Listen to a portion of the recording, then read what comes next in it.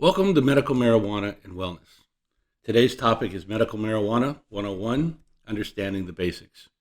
Whether you're new to medical marijuana or you've been using it for a while, hopefully this presentation will give you a better understanding of medical marijuana's basics and how to use it effectively. Now, if you're looking for medical or professional advice, please consult your physician, your doctor, or your medical marijuana doctor. Let's start by talking about terminology. The word cannabis refers to both marijuana and also for hemp. Marijuana is any of the products produced from cannabis sativa plant. Hemp, although the same species as marijuana, differs from marijuana in that it contains 0.3% or less THC and has been primarily grown in the past for industrial purposes, although lately it's been grown for medical use as well. Now, medical marijuana refers to the use of cannabis for addressing symptoms such as chronic pain, arthritis, sleep, PTS, a number of other health conditions. Recreational use or adult use refers to using cannabis to achieve a euphoric or high effect. Let's start with the bottom line. The bottom line is whether you use recreational marijuana or you use medical marijuana, you're safe. There's been no reported fatal overdoses using cannabis. Also, you're not going to get addictive. There are no addictive properties in cannabis. You can stop at any time. And you're in control. Using medical cannabis, you can use it in a way so that you can get around any of the unexpected highs or negative side effects that you have. So what's the bottom line? Whether you use cannabis for medical purposes or recreational purposes, there's been no reports of fatal overdoses or deaths from its use. Also, you're not going to get addicted. There's no addictive properties to cannabis, and you're in control. You'll not get unexpectedly high, and you'll be able to control any of the negative side effects from using the product. More importantly, using medical cannabis, you'll be able to take advantage of the entourage effect, the cannabinoids, the terpenes, and the flavonoids all working together to enhance their medical efficacy. I tend to look at cannabis as a whole medicine cabinet, and medical marijuana is the way you unlock that medicine cabinet. Now, we know from research that cannabis contains over 450 medical properties. We know there's over 120 cannabinoids and over 100 different terpenes, all working together, as I mentioned earlier, to produce that entourage effect, where they work together to enhance their healing efficacy. Interestingly enough, the World Health Organization, who's looking into medical literature, has found no references to anyone ever overdosing or dying from medical cannabis. This is very, very important. And what's interesting is that they have this chart over here that shows how much of a product you have to take in order to potentially have an overdose, like, for example, alcohol. What the World Health Organization found out is that using cannabis is safer than using alcohol or nutmeg. In fact, it is safer than using aspirin or even peanuts. So what's the big deal about cannabis? Well, we all know we have a nervous system.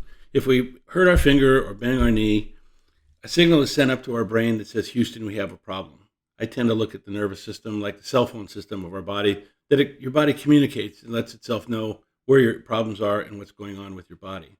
Now, what's interesting is when we discovered and started studying medical cannabis, what we found out is our bodies have an endocannabinoid system.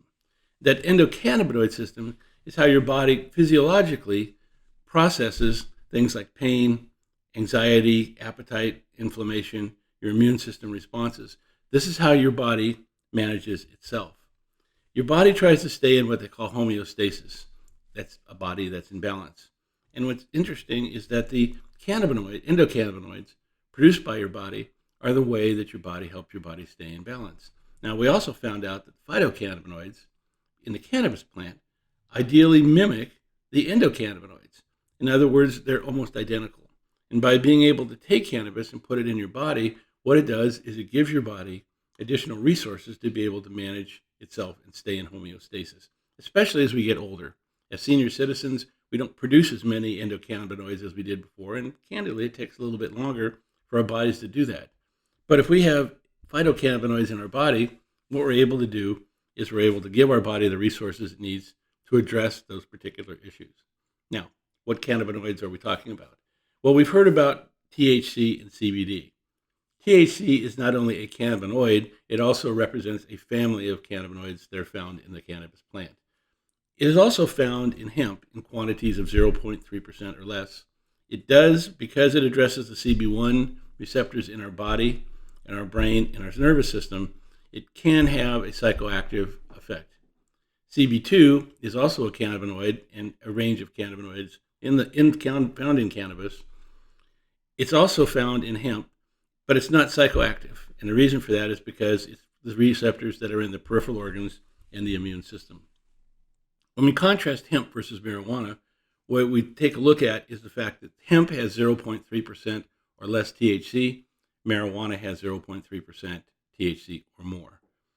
Typically, in the past, what we found is that hemp was produced for industrial purposes, textiles, hygiene products, paper, and marijuana was produced for medical purposes, or also to get high from the standpoint of a recreational user. Hemp is a thin plant that's also fairly lean and skinny leaves. Marijuana plants are kind of bushy, squat, hence why they're called weed. In the United States, hemp is federally legal. It can be purchased and shipped brought across state lines. In the United States, federally, marijuana is illegal. So the only way that you can actually obtain it legally is by getting involved or having your state sponsor a medical marijuana program and getting a medical marijuana card. When we talk about hemp products, there are really three kinds of products. There's a full spectrum, a broad spectrum, and an isolate product. Because hemp has 0.3% or less THC, the full spectrum products have a little bit of THC in it, all the terpenes, flavonoids, and cannabinoids. A broad spectrum CBD product has the same terpenes, cannabinoids, and flavonoids, but does not have any THC in it, or very little THC. Isolate products are products that have no terpenes or flavonoids in it. It's the CBD molecule only by itself. When you're looking at using a hemp CBD product, I recommend using a full spectrum product to take advantage of that entourage effect. Remember, we talked about the cannabinoids working together to enhance their medical efficacy. You'll find it as full spectrum product usually addresses that medical condition a little bit better than the broad spectrum and isolate products. So let's talk about how the various cannabinoids work together. CBD, which is found in hemp and marijuana, represents a range of cannabinoids that are found in cannabis. Now, this wheel represents just some of the cannabinoids, not all of them, but I'm using this as an example to bring out and show how the entourage effect works. If you take a look at THC, you can see the little light blue modules here. You can see a lot of the receptors for THC are found in the brain, central nervous system. A lot of the receptors looking for the CBD products are actually located in our gut and in our immune system. Now, what's interesting is if you take a look at things like inflammation, a combination of these cannabinoids, especially CBD cannabinoids working together, enhance their medical efficacy. If you're looking at sleep, a combination of cannabinoids like CBG and THC will help you sleep. If you're looking at addressing cancer, there's a number of cancer addressing properties in the cannabinoids, both CBD and THC. And again, having them all work together enhances their medical efficacy. And for pain, you can also see that not only do you have CBD, but you'll also have THC receptors working together. It's very interesting in that entourage effect really does help. And when a lot of people say, well, maybe I should just use CBD, you can see where THC really has to come into play in order to be able to address sleep, pain, and cancer. So how does this all work? Well, we talked about our bodies producing endocannabinoids, and that's produced via our brain. Phytocannabinoids are produced by the cannabis plant. And I should mention, you'll hear about, or you may read about, synthetic cannabinoids. Typically, Marinol is the most popular on the market. These are produced in a lab. Now, I do not recommend the use of synthetic cannabinoids unless you're under strict medical direction of a doctor. They do have some fairly negative side effects, and you really need a doctor to be able to help you weave your way through that. Now, endocannabinoids and phytocannabinoids working together address, as we mentioned, those CB1 or CB2 receptors in your body, looking at addressing appetite, pain, sleep, pleasure, sensation, mood, memory, and a number of other conditions that we have. What's interesting is your endocannabinoids and phytocannabinoids are stored in your fatty acids of your body. When your nervous system, your neurons say, Houston, we have a problem, those fatty acids are converted to long-chain fatty acids, are then turned into endocannabinoids that are shipped throughout your body to that part of the body that needs to be able to put back into homeostasis. If you look at CBD, for example, CBD is very, very interesting in that not only does it address the CB1 and the CB2 receptors, it also addresses a number of other receptors. For example, our serotonin receptors, which help us with our breathing, blood flow, our digestive system, our A2A receptors for inflammation, our coronary system. Pain is managed by VR1, and also our blood pressures by GPR55. So CBD is actually, in essence, a super vitamin for the body. The conditions that are addressed by cannabis are a number of them that are here. This is, by the way, not the total number of conditions. These are just that we put out as some examples. Most of them map back to your state's medical marijuana requirement to be able to get a card. So let's talk about the evolution of cannabis in medicine. When I got involved in cannabis, there was a lot of talk about indicas and sativas. Indicas being products that are relaxing, sativas are more uplifting products. What's happened especially the last 10 years, is growers have begun to produce strains which are combinations of cannabinoids and terpenes that address various medical conditions. It's almost like a chemical fingerprint. And those are referred to as cultivars or chemotypes. What you're going to find is that as we're moving forward in the medical cannabis business, you'll find products that are going to be designed and being grown to address various medical conditions. Again, whether that's pain, inflammation, sleep. It's interesting how we're now beginning to really have cannabis hone in on the various medical conditions, again, by the combination of cannabinoids and terpenes. Our goal is to be able to find our sweet spot. That's where we have the optimal amount of product to address our condition without any of the negative side effects. Terpenes found in cannabis bring its medical efficacy. Each of the terpenes that you find, in which there are 200 of them in cannabis, 100 of them being studied, has a different medical property that can help you address your medical condition. Let me be specific. Humersine, which is one of the most popular terpenes that we find, is great for anxiety and stress. Helps as a muscle relaxant. It's a sedative. And also it's an anti-inflammatory and it's an antibiotic. Terpinolene, which also helps with anxiety and stress, also will elevate your mood and help with relief heartburn, gastric reflexes, and the digestive system problems. Pinene is great for pain relieving, great for stress and anxiety as well, anti-inflammatory, bronchial inhaler, and it'll improve your short-term memory. Now, I should point out that if you're using it for PTS, pay attention to pinene because you don't want to bring back some of the memories that you're trying to suppress. Linalool helps you elevate your mood as well, provides, again, a good relief for anxiety and stress. It is sedative, and also it's a product that has been found to help with sleep and with insomnia. It's a very good terpene for that. Caryophyllene, which is also a very common product found in cannabis, again, it helps with stress and anxiety, antidepressant, and also anti-inflammatory. Eucalyptol is also one of my favorites because it helps with sinus infections. Also, it's an antifungal, and it'll also help to decrease blood pressure. Humulene is very good as an anti-inflammatory and an appetite suppressant, and also terpinolene, which is a product that helps not only help improve your mood, but it'll also help as an antioxidant and antibacterial.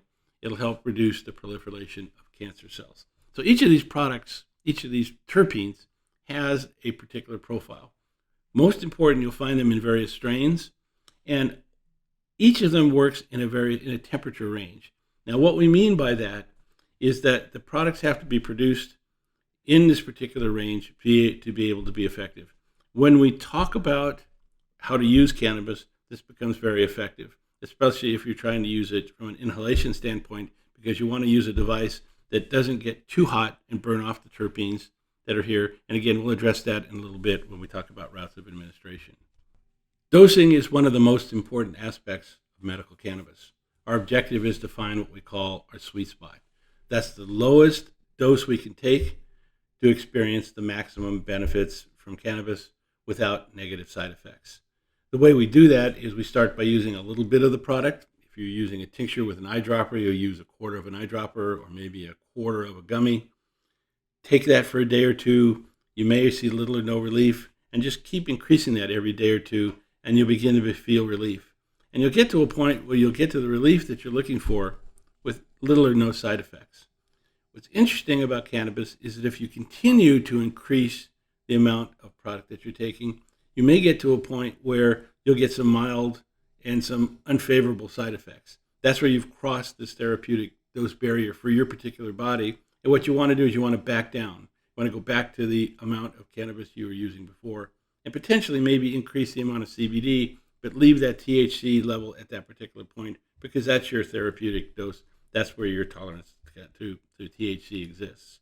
That's because your metabolism, your anatomy, your medical condition all dictate what your tolerance for THC is going to be. Now, important, cannabis is what we call biphasic. Biphasic means that as you're taking lower doses, you'll start and increasing those, you'll see positive effects with minimal side effects. But once you cross that therapeutic dosing barrier, you'll find that you may have taken away a little bit too much. A lot of your patient conditions may return. You may feel discomfort, nausea, other mild side effects. And when that happens, what you do is go back to dosing, take less of the product. More is not better in the case of cannabis. What you want to do is find a therapeutic dose and be able to stick to it. Now, we talked about cannabis and we talked about the entourage effect. This is what you really want to achieve. You want to have those cannabinoids, those terpenes and flavonoids all working together to enhance the medical efficacy and to help you be able to address your medical condition. Examples of this is where CBD can be used with THC to lessen the psychoactive or the high effects of THC. I recommend that when you're dosing, you have a bottle of either full spectrum or broad spectrum CBD with you. So if you start getting to a point where you're getting to the negative side effects of using THC, take an equal amount of CBD, and what's going to happen is it'll bring you back down and bring you to where you want to be. That's called a rescue product. The entourage effect is fascinating in that the terpenes will enhance your medical efficacy, and also CBD and THC working together bring you a number of medical benefits.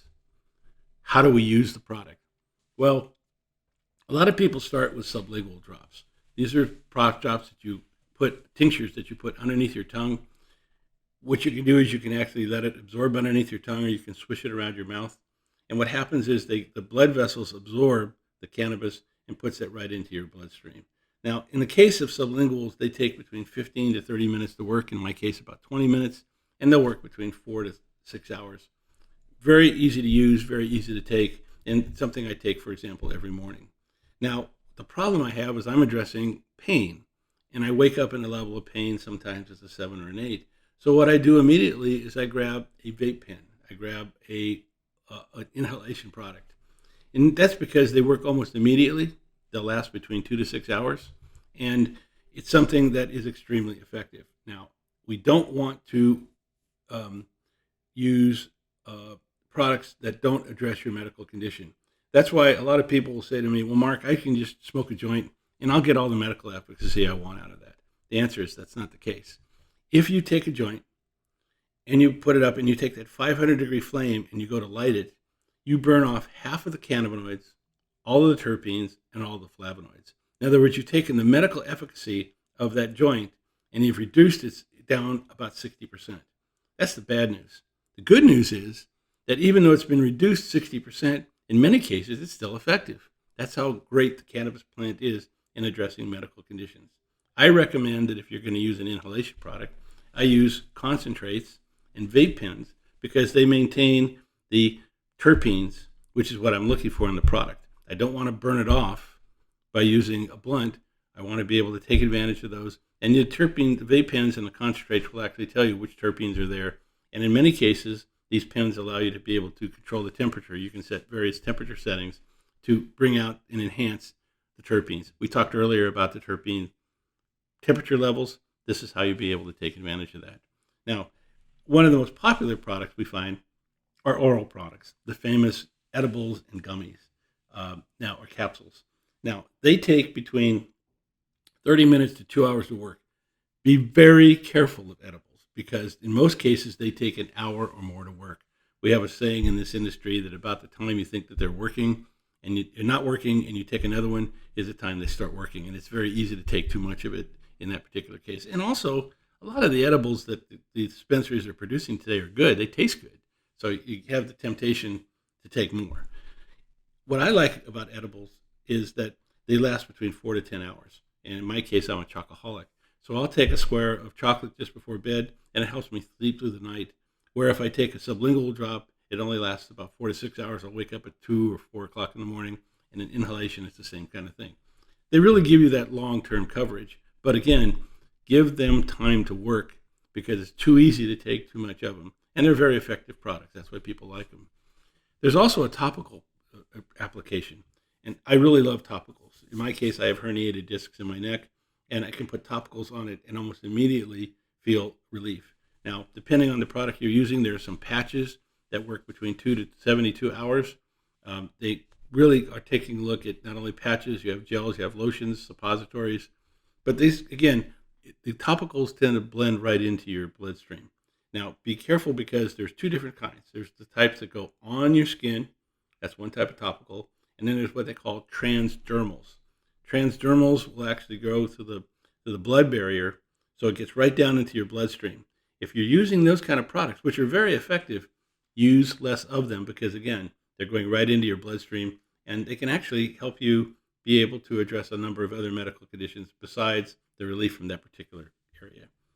Routes of administration are key, and in many cases, as I mentioned earlier, I use a tincture drop and inhalation in the morning.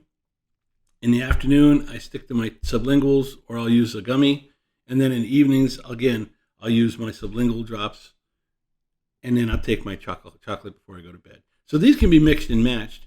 And again, if you have a medical condition that doesn't go away, in my case, I'm addressing herniated discs in my neck, I really have to take a look at covering 24 hours a day. If I just take it in the morning, by the time the afternoon and the evening comes around, that pain and inflammation can come back, and I need to be able to address it at that point in time. So that's what we call your regime, be able to get the coverage that's out there. Your medical cannabis doctor can help you be able.